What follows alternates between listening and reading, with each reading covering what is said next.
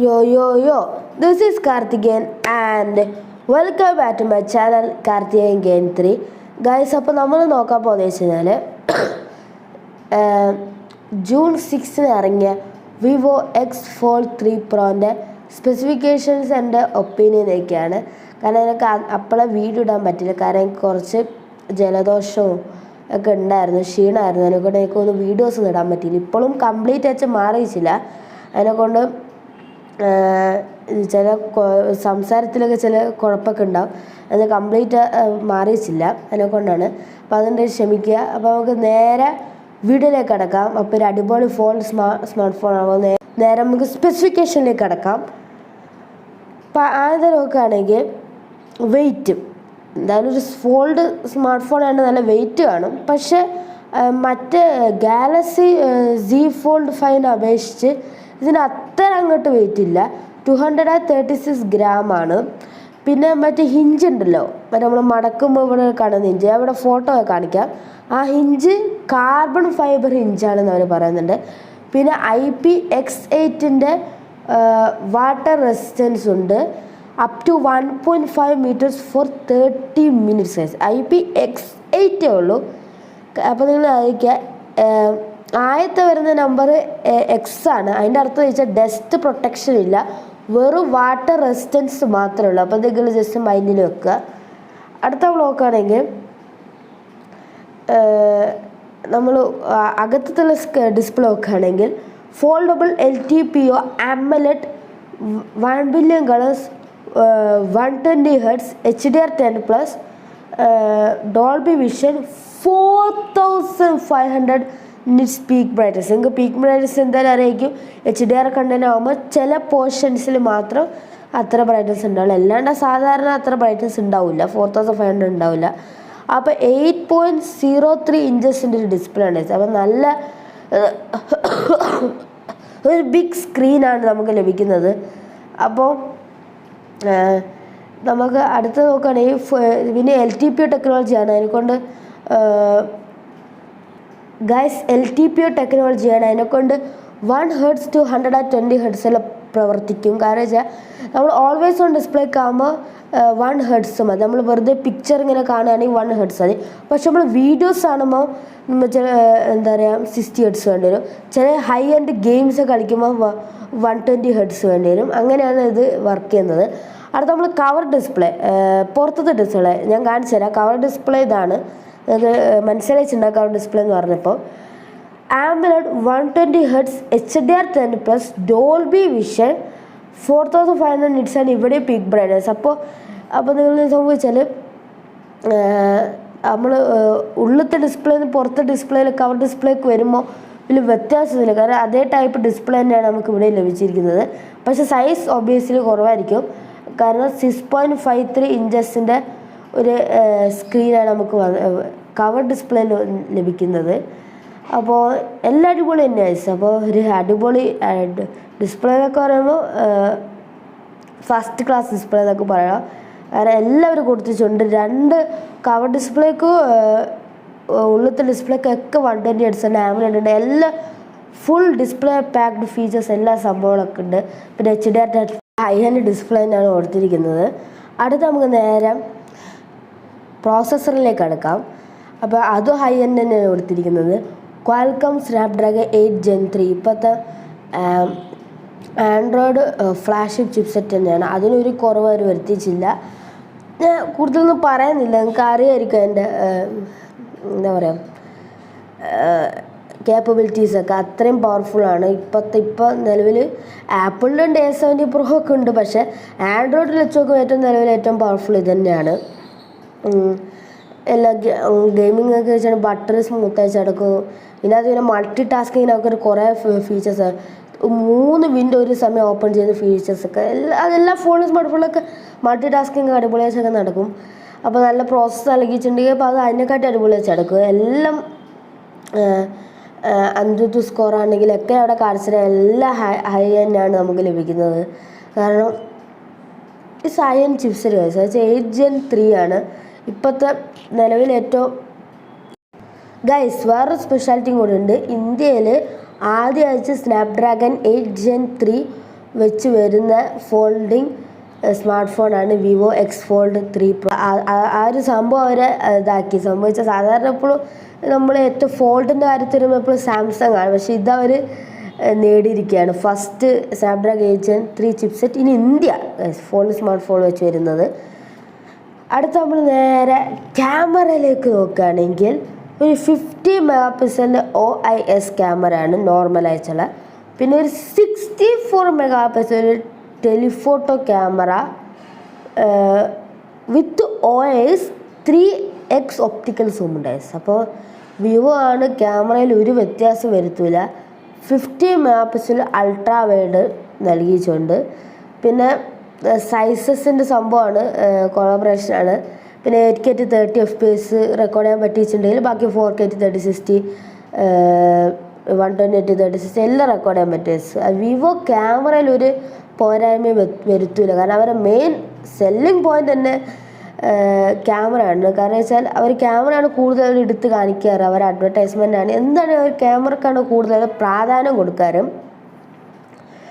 Camera reviews ഉണ്ട്, അത്യാവശ്യം കുഴപ്പമില്ല, നല്ല ക്യാമറ തന്നെയാണെന്നാണ് കേൾക്കാൻ പറ്റിയത് ഗായ്സ്. അപ്പം ഉള്ളിൽ വന്നിരിക്കുന്നത് 32 മെഗാ പിക്സലിൻ്റെ ഒരു സെൽഫി ക്യാമറയാണ്. കവർ ക്യാമറ എന്നാണ് നമ്മൾ സാധാരണ പറയുക. വെച്ചാൽ പുറത്തത്തെ ക്യാമറ അതിന് 32 മെഗാ പിക്സൽ, 32 മെഗാ പിക്സലിൻ്റെയാണ്. പക്ഷേ ഒരു പോരായ്മ എന്ന് വെച്ചാൽ 2 ക്യാമറ വെച്ചും 1080p വെച്ച് റെക്കോർഡ് ചെയ്യാൻ പറ്റുള്ളൂ ഗൈസ്. ഇത്രയും പൈസ കൊടുക്കുന്നില്ല. പ്രൈസ് ലാസ്റ്റ് പറയാം. ഇത്രയും പ്രൈസ് കൊടുത്ത് നമ്മൾ ക്യാമറയൊക്കെ എല്ലാം മെയിൻ ക്യാമറ ഒക്കെ അടിപൊളിയാക്കി ക്യാമറ ഒക്കെ സെറ്റപ്പാക്കി 50 മെഗാ പിക്സൽ OISഉം പിന്നെ 64 mega pixel Periscope telephoto camera ഒക്കെ വെച്ച് സെൽഫി ക്യാമറ കുറച്ച് 1080p വെച്ച് അതിന് കുറച്ച് സങ്കടകരമായ കാര്യമാണ്. കാരണം 32 മെഗാ പിക്സലിൽ ഈസി ആയിരിക്കും 4K കൊടുക്കാമായിരുന്നു ഗൈസ്. അപ്പോൾ അതൊരു ജസ്റ്റ് ഒരു ഡൗൺ ഗ്രേഡാണ്, ഒരു ഡിസഡ്വാൻറ്റേജ് വെച്ച് തന്നെയാണ് എനിക്ക് തോന്നിയിരിക്കുന്നത്. അടുത്ത നമുക്ക് എക്സ്ട്രാ ഫീച്ചേഴ്സിലേക്ക് കിടക്കാം.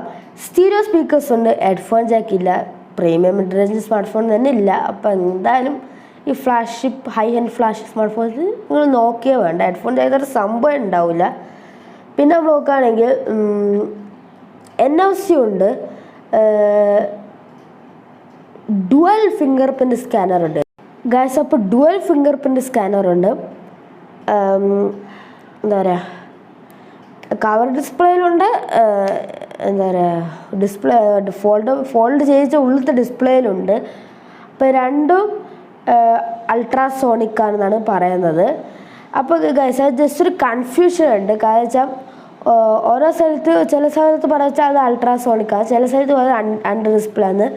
കൃത്യമായിട്ട് അറിയില്ല അത് അൾട്രാസോണിക് ആണോ അണ്ടർ ഡിസ്പ്ലേ ആണോ ഗൈസ്. അപ്പോൾ ജസ്റ്റ് നിങ്ങൾക്ക് എവിടെയെങ്കിലും ഇൻഫോർമേഷൻ കിട്ടി ജസ്റ്റ് ചെക്കൗട്ട് ചെയ്യുക. എൻ്റെ അറിവ് തോന്നുന്നത് അത് അൾട്രാസോണിക് ആണെന്നാണ് നോക്കിയത്. ഞാൻ കുറച്ച് റിസർച്ചൊക്കെ ചെയ്ത് നോക്കി. അപ്പോൾ ഗൈസ് അപ്പോൾ വേണ്ട എല്ലാ ഫീച്ചേഴ്സ് അവർ നൽകിയിട്ടുണ്ട്. ഹെഡ്ഫോൺ ജാക്ക് നൽകിയിട്ടില്ല, ഓക്കെ ദാറ്റ് ഈസ് അതെന്തായാലും നൽകുമെന്ന് നമുക്കറിയാം. ബാക്കി സീറോ സ്പീക്കേഴ്സ് NFC ഒക്കെ അവർ നൽകിയിട്ടുണ്ട്. അപ്പോൾ എക്സ്ട്രാ ഫീച്ചേഴ്സൊക്കെ അടിപൊളിയാണ്. അത് നമുക്ക് നേരെ ബാറ്ററിയിലേക്ക് കിടക്കാം. 5700 mAh ഒരു ബാറ്ററിയാണ് ലഭിക്കുന്നത്. ചാർജിങ് സ്പീഡ് നോക്കിക്കഴിഞ്ഞാൽ 100 വാട്ടിൻ്റെ ഒരു വയർഡ് ചാർജിങ് ആണ് നമുക്ക് ലഭിക്കുന്നത്. പിന്നെ 50 വാട്ടിൻ്റെ വയർലെസ് ചാർജിങ് ഉണ്ട്, പിന്നെ റിവേഴ്സ് വയർലെസ് ചാർജിങ് ഉണ്ട്. അപ്പോൾ നിങ്ങൾക്ക് TWSഉം ഇതൊക്കെ നമുക്ക് അതിൻ്റെ മുകളിൽ വെച്ച് ചാർജ് TWS അല്ല ഫോൺ വേണമെങ്കിലും നമുക്ക് ചാർജ് ചെയ്യാം. പക്ഷേ അത് അത്ര ഭയങ്കര സ്ലോ ആയിരിക്കും. ഫോൺ വെച്ച് ഫോൺ തന്നെ ചാർജ് ചെയ്യുമ്പോൾ വളരെ സ്ലോ ആയിരിക്കും റിവേഴ്സ് വയർലെസ് ചാർജ്. അപ്പോൾ നിങ്ങൾക്ക് TWS ഒക്കെ ജസ്റ്റ് അതിൻ്റെ മേലെ വെച്ച് കൊടുത്താൽ ഞങ്ങൾ ഓട്ടോമാറ്റിക്കലി ചാർജ് ആയിക്കോളും.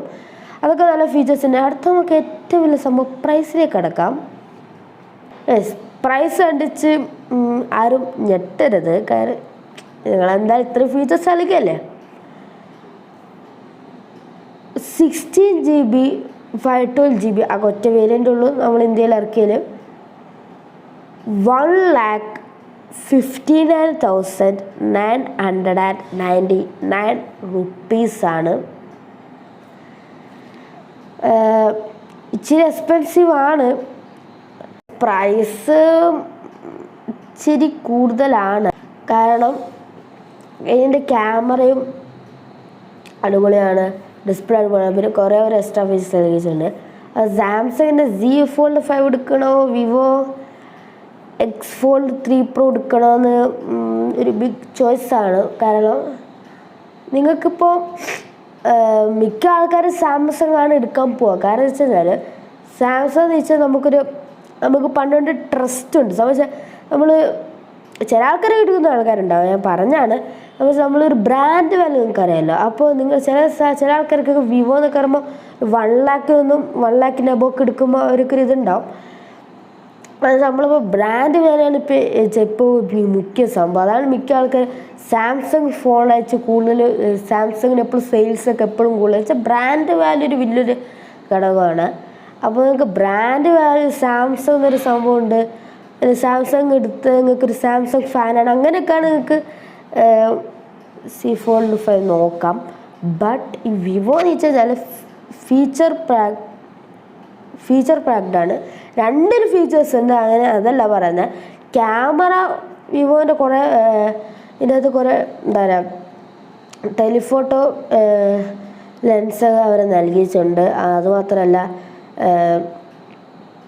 ഡിസ്പ്ലേയും മറ്റേതിനെ അപേക്ഷിച്ച് കുറച്ചുകൂടി വലിയ ഡിസ്പ്ലേ ആണ് സാംസങ് Z Fold 5 അപേക്ഷിച്ച്. അപ്പോൾ ടെലിഫോട്ടോ ലെൻസൊക്കെ നോക്കുകയാണെങ്കിൽ മെഗാ പിക്സൽ ഇവിടെ കൂടുതലാണ്. 64 മെഗാ പിക്സലിൻ്റെ ടെലിഫോട്ടോയാണ് നമുക്ക് വിവോ S Fold 3 Pro ലഭിച്ച്. ക്യാമറ വൈസ് നമ്മൾ നോക്കുകയാണെങ്കിൽ അൾട്രാവൈഡിനൊക്കെ 50 മെഗാ പിക്സലുണ്ട്. മറ്റേ സാംസങ്ങിൻ്റെ Z Foldനൊക്കെ അവർ അൾട്രാവൈഡ് 12 മെഗാ പിക്സലാണ് കൊടുത്തിട്ടുള്ളൂ. അപ്പോൾ ക്യാമറ വൈസ് ഇച്ചിരി ബെറ്റർ നമ്മളെ വിവോ തന്നെയാണ് സ്പെസിഫിക്കേഷൻ രീതി നോക്കുകയാണെങ്കിൽ. പിന്നെ ഡിസ്പ്ലേ കുറച്ചുകൂടി വലുതാണ്. പിന്നെ ഫിംഗർ പ്രിൻറ്റ് സ്കാനർ സംഭവിച്ചാൽ സാംസങ്ങിൽ മറ്റേ ബട്ടണിലായിരുന്നു ഫിംഗർ പ്രിൻ്റ് ഉള്ളത്, ഇവിടെ ഇൻ ഡിസ്പ്ലേ ഉണ്ട്. അതിനെ കൊണ്ടൊക്കെ നിങ്ങൾക്ക് വേണമെങ്കിൽ ഒരു ഫീച്ചർ പാക്ഡ് സ്മാർട്ട് ഫോൺ തന്നെയാണ്.